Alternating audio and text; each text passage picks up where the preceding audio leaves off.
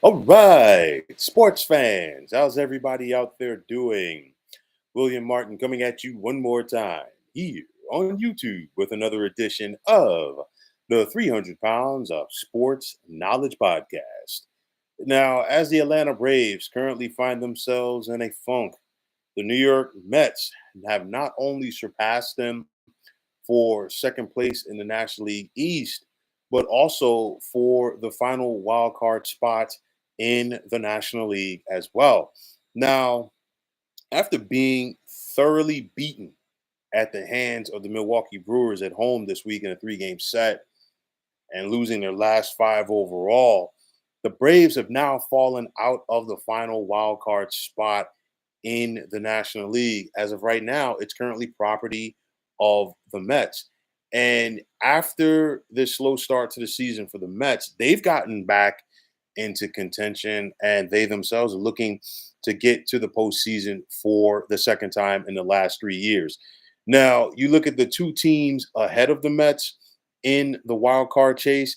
That's the San Diego Padres and the Arizona Diamondbacks. And I mean, wow, neither the D-backs or Padres simply want to lose right now. I mean, we saw San Diego beat Pittsburgh again today by the score of 7-6. The Diamondbacks are currently hosting the Philadelphia Phillies, but nonetheless, both of these teams have been rolling. We saw the Padres hit the slump just prior to the All-Star break, but since then they have gotten it going, and they have the look of a team that is definitely wanting to get back to the postseason. And the same thing can be said for the defending National League champs.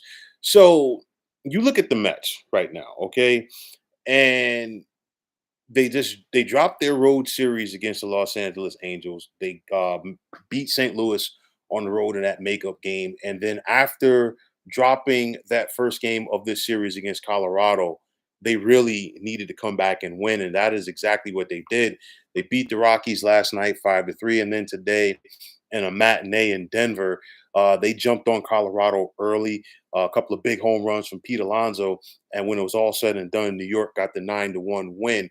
So if you're the Mets, and this is a long 10-game road trip, you're 4-3 so far. You got to come out of this trip with a winning record, which means that you've got to go out there to the Pacific Northwest and take care of your business this weekend when you face the Seattle Mariners, another slumping team. Okay. And why is that important? Because, like I said, you want to finish on a positive note on this road trip. But these next 9 games for New York, they've got to take care of their business. They've got that 3-game set against Seattle. They come back home, they host Oakland for 3, and then they host the Miami Marlins for 3 as well. So, of course, Oakland and Miami, two teams with losing records right now. You've got to take advantage of that if you're the Mets. Why? Because after that, the schedule gets very tough for the Metropolitans. They got the Baltimore Orioles at home for 3. Then they begin a 10-game road trip, 4 with San Diego, 3 with Arizona, and then 3 with the White Sox. And of course, the White Sox are really the only lull if you're the Mets. Why? Because right after that, you've got Boston and Cincinnati. And the Mets still have 7 games left with the Phillies, and they got 3 games left with the Braves before the season's out. And it's one of those where, of course, if you ask most people probably 2 months ago, we're probably not having this conversation. Why? Because nobody has expected the Braves to slide the way that they did. I mean, Atlanta, you think about them, perennial playoff contender, but the Braves have been dealing with a litany of injuries, and it looks like it's starting to catch up to them. But if you're the Mets, you got to take advantage of this. And now that you have the half-game lead over the Braves, it's as thin as thin can be. You got to try to keep the momentum going for yourself and possibly, try to put some distance between yourselves and the Braves. The bottom line is maybe at some point the Padres and Diamondbacks cool off. We don't know. Both of them are playing so well that they've actually closed the gap on the Los Angeles Dodgers in the National League West. Whole nother topic for another day, but nonetheless, if you're in New York, you got to go out there and take care of your business, in my opinion. Hitting with runners in scoring position, that's going to be key for the Mets. Also, their bullpen. Can their starters go a little bit deeper into the games, and can their bullpen go out there and execute coming down the stretch? Mets manager Carlos Mendoza, To his credit, this team is not wavered under their first year skipper.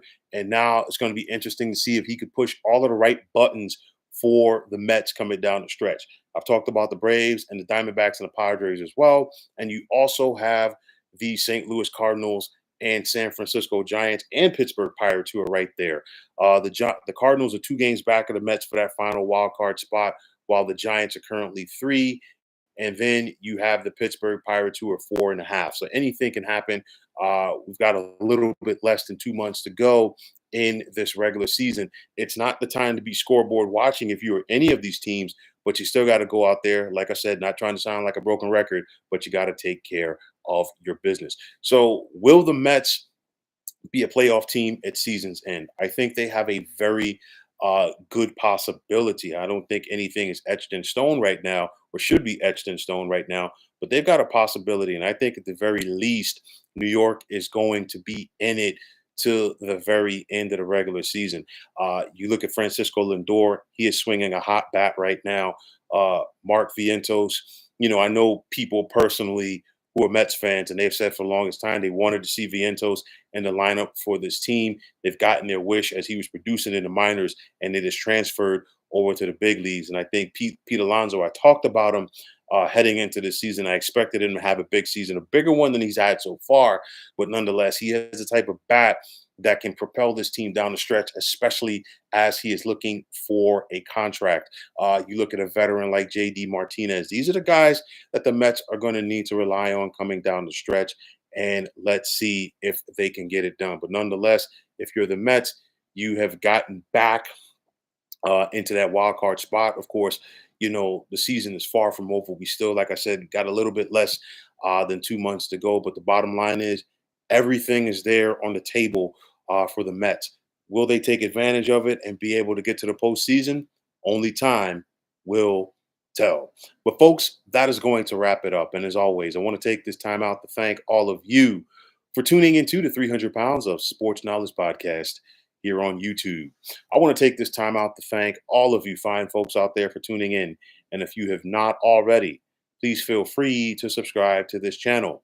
Now, if you're on the X, formerly known as Twitter, please feel free to follow me at 300 Pounds of Sports. And like I always say, if you follow me, it will be my pleasure to follow you right back. There's also the sports discussion group on Facebook at the Sports Depot 365. Now you can check it out. Drop a line and be a part of one of the better sports debating sites going on social media. So once again, fine folks, my name is William Martin, and I am signing off. And I'm saying take care and have yourselves a wonderful day.